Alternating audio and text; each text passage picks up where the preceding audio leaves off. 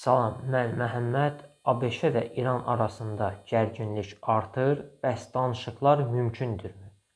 Gəlin birlikdə baxaq.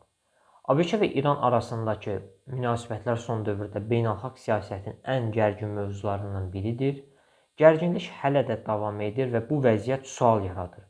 Qarşıdurma nə vaxt bitə bilər? Ümumilikdə hesab edirəm ki, heç bir qarşıdurma sonsuza qədər davam etmir. Tarix göstərir ki, münaqişələr hər hansı nəticə ilə sona çatır.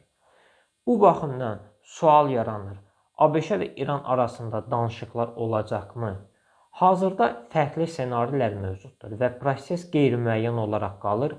Amma hesab edirəm ki, ABŞ və İran arasında danışıqlar mümkünsüz deyil. Lakin bu prosesin sürətli və asan olacağını gözləmirəm. İzlədiyiniz üçün çox sağ olun.